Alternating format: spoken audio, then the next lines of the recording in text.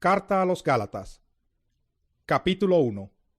Pablo, apóstol, no por investidura ni mediación humanas, sino por Jesucristo y por Dios Padre, que lo levantó de entre los muertos, y todos los hermanos que están conmigo, a las iglesias de Galacia. Que Dios nuestro Padre y el Señor Jesucristo les concedan gracia y paz. Jesucristo dio su vida por nuestros pecados para rescatarnos de este mundo malvado, según la voluntad de nuestro Dios y Padre, a quien sea la gloria por los siglos de los siglos. Amén. Me asombra que tan pronto estén dejando ustedes a quien los llamó por la gracia de Cristo, para pasarse a otro evangelio. No es que haya otro evangelio, sino que ciertos individuos están sembrando confusión entre ustedes y quieren tergiversar el evangelio de Cristo. Pero aun si alguno de nosotros o un ángel del cielo les predicara un evangelio distinto del que les hemos predicado, que caiga bajo maldición. Como ya lo hemos dicho, ahora lo repito, si alguien les anda predicando un evangelio distinto del que recibieron, que caiga bajo maldición. ¿Qué busco con esto? ¿Ganarme la aprobación humana o la de Dios? ¿Piensan que procuro agradar a los demás? Si yo buscara agradar a otros, no sería siervo de Cristo. Quiero que sepan, hermanos, que el evangelio que yo predico no es invención humana. No lo recibí ni lo aprendí de ningún ser humano, sino que me llegó por revelación de Jesucristo. Ustedes ya están enterados de mi conducta cuando pertenecía al judaísmo, de la furia con que perseguía a la iglesia de Dios, tratando de destruirla. En la práctica del judaísmo yo aventajaba a muchos de mis contemporáneos en mi celo exagerado por las tradiciones de mis antepasados. Sin embargo, Dios me había apartado desde el vientre de mi madre y me llamó por su gracia. Cuando Él tuvo a bien revelarme a su Hijo, para que yo lo predicara entre los gentiles, no consulté con nadie. Tampoco subí a Jerusalén para ver a los que eran apóstoles antes que yo, sino que fui de inmediato a Arabia, de donde luego regresé a Damasco. Después de 3 años, subí a Jerusalén para visitar a Pedro, y me quedé con él 15 días. No vi a ningún otro de los apóstoles, solo vi a Jacobo, el hermano del Señor. Dios me es testigo que en esto que les escribo no miento. Más tarde fui a las regiones de Siria y Cilicia, pero en Judea las iglesias de Cristo no me conocían personalmente.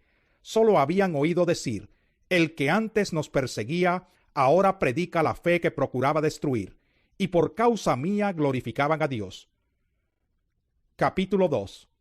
14 años después subí de nuevo a Jerusalén, esta vez con Bernabé, llevando también a Tito. Fui en obediencia a una revelación, y me reuní en privado con los que eran reconocidos como dirigentes, y les expliqué el evangelio que predico entre los gentiles, para que todo mi esfuerzo no fuera en vano. Ahora bien, ni siquiera Tito, que me acompañaba, fue obligado a circuncidarse, aunque era griego. El problema era que algunos falsos hermanos se habían infiltrado entre nosotros para coartar la libertad que tenemos en Cristo Jesús, a fin de esclavizarnos. Ni por un momento accedimos a someternos a ellos, pues queríamos que se preservara entre ustedes la integridad del evangelio. En cuanto a los que eran reconocidos como personas importantes, aunque no me interesa lo que fueran, porque Dios no juzga por las apariencias, no me impusieron nada nuevo. Al contrario, reconocieron que a mí se me había encomendado predicar el evangelio a los gentiles, de la misma manera que se le había encomendado a Pedro predicarlo a los judíos. El mismo Dios que facultó a Pedro como apóstol de los judíos, me facultó también a mí como apóstol de los gentiles. En efecto, Jacobo, Pedro y Juan, que eran considerados columnas, al reconocer la gracia que yo había recibido, nos dieron la mano a Bernabé y a mí en señal de compañerismo, de modo que nosotros fuéramos a los gentiles y ellos a los judíos. Solo nos pidieron que nos acordáramos de los pobres, y eso es precisamente lo que he venido haciendo con esmero. Pues bien, cuando Pedro fue a Antioquía, le eché en cara su comportamiento condenable. Antes que llegaran algunos de parte de Jacobo, Pedro solía comer con los gentiles, pero cuando aquellos llegaron, comenzó a retraerse y a separarse de los gentiles por temor a los partidarios de la circuncisión. Entonces los demás judíos se unieron a Pedro en su hipocresía, y hasta el mismo Bernabé se dejó arrastrar por esa conducta hipócrita. Cuando vi que no actuaban rectamente, como corresponde a la integridad del evangelio, le dije a Pedro delante de todos: Si tú que eres judío vives como si no lo fueras, ¿por qué obligas a los gentiles a practicar el judaísmo? Nosotros somos judíos de nacimiento y no pecadores paganos. Sin embargo, al reconocer que nadie es justificado por las obras que demanda la ley, sino por la fe en Jesucristo, también nosotros hemos puesto nuestra fe en Cristo Jesús, para ser justificados por la fe en Él y no por las obras de la ley, porque por éstas nadie será justificado. Ahora bien, cuando buscamos ser justificados por Cristo, se hace evidente que nosotros mismos somos pecadores. ¿Quiere esto decir que Cristo está al servicio del pecado? De ninguna manera. Si uno vuelve a edificar lo que antes había destruido, se hace transgresor. Yo, por mi parte, mediante la ley he muerto a la ley, a fin de vivir para Dios. He sido crucificado con Cristo, y ya no vivo yo, sino que Cristo vive en mí. Lo que ahora vivo en el cuerpo, lo vivo por la fe en el Hijo de Dios, quien me amó y dio su vida por mí.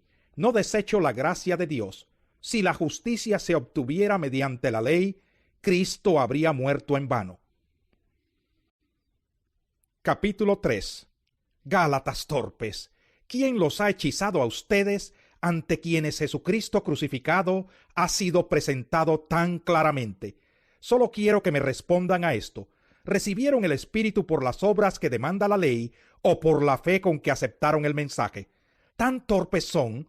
Después de haber comenzado con el Espíritu, ¿pretenden ahora perfeccionarse con esfuerzos humanos? ¿Tanto sufrir para nada? Si es que de veras fue para nada. Al darles Dios su Espíritu y hacer milagros entre ustedes, ¿lo hace por las obras que demanda la ley o por la fe con que han aceptado el mensaje? Así fue con Abraham. Le creyó a Dios y esto se le tomó en cuenta como justicia. Por lo tanto, sepan que los descendientes de Abraham son aquellos que viven por la fe. En efecto, la Escritura, habiendo previsto que Dios justificaría por la fe a las naciones, anunció de antemano el Evangelio a Abraham: por medio de ti serán bendecidas todas las naciones. Así que los que viven por la fe son bendecidos junto con Abraham, el hombre de fe.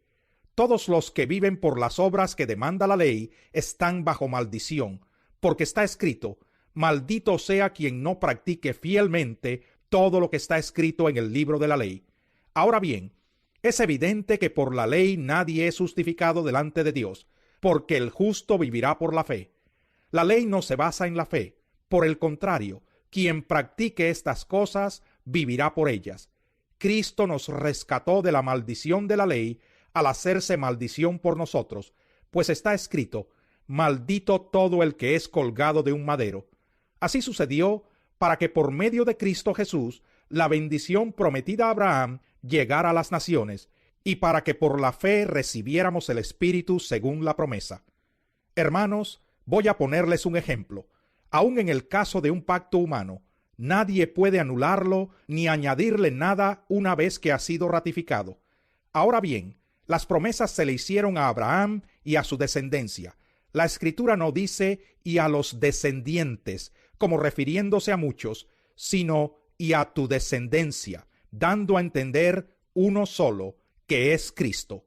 Lo que quiero decir es esto: la ley, que vino 430 años después, no anula el pacto que Dios había ratificado previamente.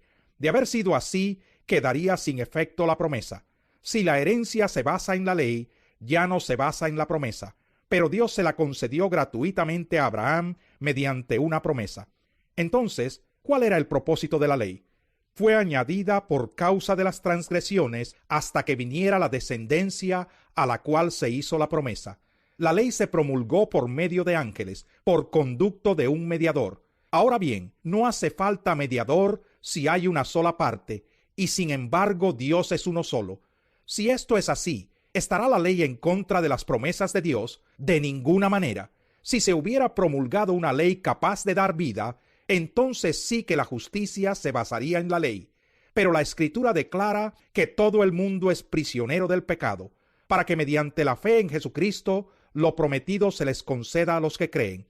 Antes de venir esta fe, la ley nos tenía presos, encerrados hasta que la fe se revelara. Así que la ley vino a ser nuestro guía, encargado de conducirnos a Cristo. para que fuéramos justificados por la fe.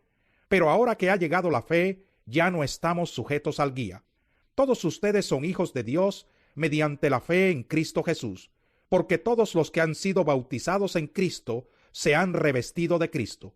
Ya no hay judío ni griego, esclavo ni libre, hombre ni mujer, sino que todos ustedes son uno solo en Cristo Jesús.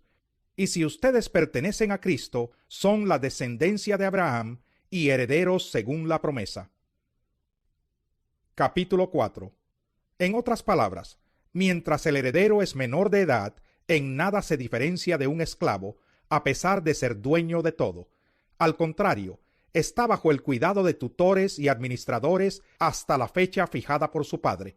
Así también nosotros, cuando éramos menores, estábamos esclavizados por los principios de este mundo. Pero cuando se cumplió el plazo, Dios envió a su Hijo, nacido de una mujer, nacido bajo la ley, para rescatar a los que estaban bajo la ley, a fin de que fuéramos adoptados como hijos. Ustedes ya son hijos. Dios ha enviado a nuestros corazones el Espíritu de su Hijo, que clama, Abba, Padre. Así que ya no eres esclavo, sino hijo. Y como eres hijo, Dios te ha hecho también heredero. Antes, cuando ustedes no conocían a Dios, eran esclavos de los que en realidad no son dioses. Pero ahora que conocen a Dios, o más bien, que Dios los conoce a ustedes, ¿cómo es que quieren regresar a esos principios ineficaces y sin valor? ¿Quieren volver a ser esclavos de ellos? Ustedes siguen guardando los días de fiesta, meses, estaciones y años. Temo por ustedes, que tal vez me haya estado esforzando en vano. Hermanos, yo me he identificado con ustedes. Les suplico que ahora se identifiquen conmigo. No es que me hayan ofendido en algo. Como bien saben, la primera vez que les prediqué el Evangelio fue debido a una enfermedad, y aunque esta fue una prueba para ustedes, no me trataron con desprecio ni desdén. Al contrario, me recibieron como a un ángel de Dios, como si se tratara de Cristo Jesús. Pues bien, ¿qué pasó con todo ese entusiasmo? Me consta que de haberles sido posible, se habrían sacado los ojos para dármelos, y ahora resulta que por decirles la verdad me he vuelto su enemigo. Esos que muestran mucho interés por ganárselos a ustedes no abrigan buenas intenciones. Lo que quieren es alejarlos de nosotros para que ustedes se entreguen a ellos. Está bien mostrar interés, con tal de que ese interés sea bien intencionado y constante, y que no se manifieste solo cuando yo estoy con ustedes. Queridos hijos, por quienes vuelvo a sufrir dolores de parto hasta que Cristo sea formado en ustedes, cómo quisiera estar ahora con ustedes y hablarles de otra manera, porque lo que están haciendo me tiene perplejo. Díganme ustedes, los que quieren estar bajo la ley, ¿por qué no le prestan atención a lo que la ley misma dice? ¿Acaso no está escrito que Abraham tuvo 2 hijos, uno de la esclava y otro de la libre? El de la esclava nació por decisión humana, pero el de la libre nació en cumplimiento de una promesa. Ese relato puede interpretarse en sentido figurado. Estas mujeres representan 2 pactos. Uno, que es Agar, procede del monte Sinaí y tiene hijos que nacen para ser esclavos. Agar representa el monte Sinaí en Arabia y corresponde a la actual ciudad de Jerusalén, porque junto con sus hijos vive en esclavitud. Pero la Jerusalén celestial es libre, y esa es nuestra madre, porque está escrito: tú, mujer estéril que nunca has dado a luz, grita de alegría. Tú que nunca tuviste dolores de parto, prorrumpe en gritos de júbilo, porque más hijos que la casada tendrá la desamparada. Ustedes, hermanos, al igual que Isaac, son hijos por la promesa, y así como en aquel tiempo el hijo nacido por decisión humana persiguió al hijo nacido por el Espíritu, así también sucede ahora. Pero ¿qué dice la Escritura? Echa de aquí a la esclava y a su hijo. El hijo de la esclava jamás tendrá parte en la herencia con el hijo de la libre. Así que, hermanos, no somos hijos de la esclava, sino de la libre. Capítulo 5. Cristo nos libertó para que vivamos en libertad. Por lo tanto, manténganse firmes y no se sometan nuevamente al yugo de esclavitud. Escuchen bien, yo, Pablo, les digo que si se hacen circuncidar, Cristo no les servirá de nada. De nuevo declaro que todo el que se hace circuncidar está obligado a practicar toda la ley. Aquellos de entre ustedes que tratan de ser justificados por la ley han roto con Cristo, han caído de la gracia. Nosotros, en cambio, por obra del Espíritu y mediante la fe, aguardamos con ansias la justicia que es nuestra esperanza. En Cristo Jesús de nada vale estar o no estar circuncidados. Lo que vale es la fe que actúa mediante el amor. Ustedes estaban corriendo bien. ¿Quién los estorbó para que dejaran de obedecer a la verdad? Tal instigación no puede venir de Dios, que es quien los ha llamado. Un poco de levadura fermenta toda la masa. Yo por mi parte confío en el Señor, que ustedes no pensarán de otra manera. El que los está perturbando será castigado, sea quien sea. Hermanos, si es verdad que yo todavía predico la circuncisión, ¿por qué se me sigue persiguiendo? Si tal fuera mi predicación, la cruz no ofendería tanto. Ojalá que esos instigadores acabaran por mutilarse del todo. Les hablo así, hermanos, porque ustedes han sido llamados a ser libres, pero no se valgan de esa libertad para dar rienda suelta a sus pasiones. Más bien, sírvanse unos a otros con amor.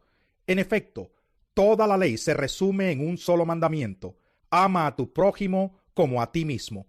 Pero si siguen mordiéndose y devorándose, tengan cuidado, no sea que acaben por destruirse unos a otros. Así que les digo, vivan por el Espíritu y no seguirán los deseos de la naturaleza pecaminosa, porque ésta desea lo que es contrario al Espíritu, y el Espíritu desea lo que es contrario a ella.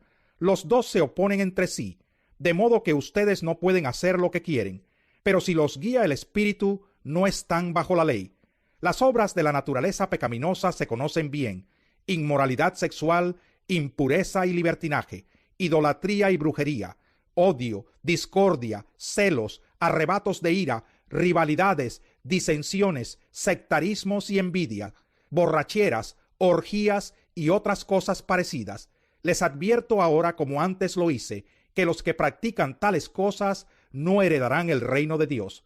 En cambio, el fruto del Espíritu es amor, alegría, paz, paciencia, amabilidad, bondad, fidelidad, humildad y dominio propio.